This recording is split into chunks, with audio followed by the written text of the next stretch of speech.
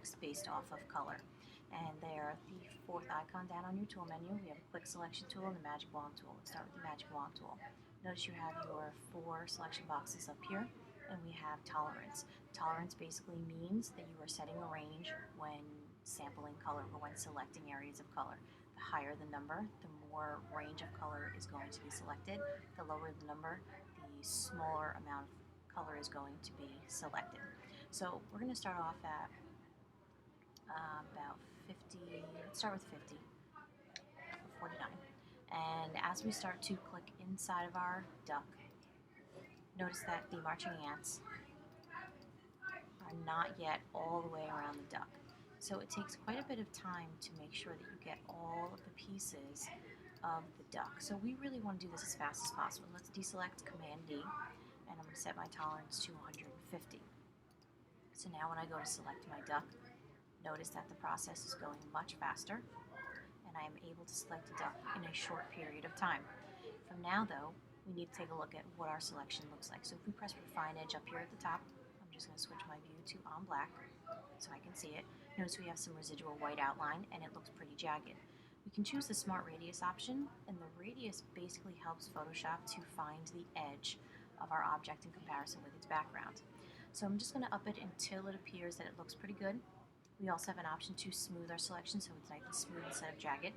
We can also adjust and shift our edge so that we get less of the background. And that looks pretty good. We can even hit Show Original so we can see before and after. Click OK. And there we have our selection. And it's selected relatively well in comparison with our first selection. Okay, so let's take a look at another tool. We also have the Quick Selection tool. Quick Selection tool works in terms of a brush. We can just brush on our selection. So notice up here we have 3 different brushes. We have the New Selection button, Add to Selection, and Subtract from Selection. You can make your brush bigger or smaller by using your bracket keys. So basically we're just going to brush it on. So if I click inside of the duck's head and I drag my mouse, notice it takes a good portion of the head. I'm going to drag over the eyes, the side over here, and the duck's beak, and the rest of his body in a pretty short period of time. I'm going to hit my Refine Edge again, just to make sure I have the best selection possible.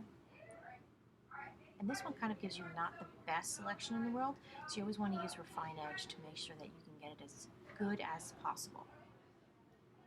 Adjust my edge a little bit, much better in comparison with before. Okay.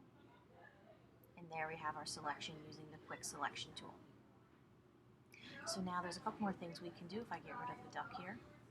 We're going to take a look at our troll dolls here, and what we can do is using the Quick Selection tool. I'm going to select our troll doll, and now when you have fuzzy things, it makes it a more difficult selection, so we can use a portion of the Refine Edge window in order to get the best selection possible. So I'm just going to do this pink one here just to start off.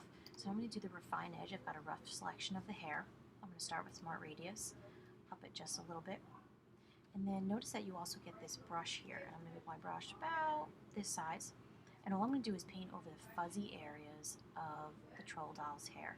You don't want to do this on top of hard edged objects like its body, because otherwise what will happen is it will start to make it transparent. So basically Photoshop is trying to find the background in comparison with the object's hair. That looks pretty good to me, so I'm going to click OK. And in a nice new document, we're going to be able to see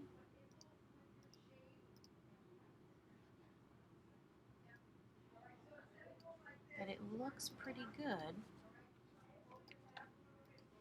now that we have used that option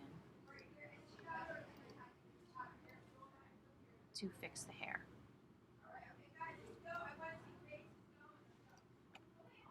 Notice for the most part, you can see the strands of hair than you did before. Okay, so let's go to another one. Let's go to Red Rose. Another little trick that you can do is if you take your magic wand or your Quick Selection tool, sometimes it's easier to select the background instead of the object. So I'm going to select the white background. Notice the marching ants around the edge of the document and around the red rose. If we right click, you can then choose Select Inverse, which means the opposite. So the opposite selection would be the rose. And now we have just the rose in a very quick amount of time. Just going to fix my radius a bit. smooth, adjust my edge so I don't see any of the white background. And there we have a pretty good selection of that red rose in a relatively quick amount of time. So that is the remaining of the selection tools. I hope that was helpful. See you soon.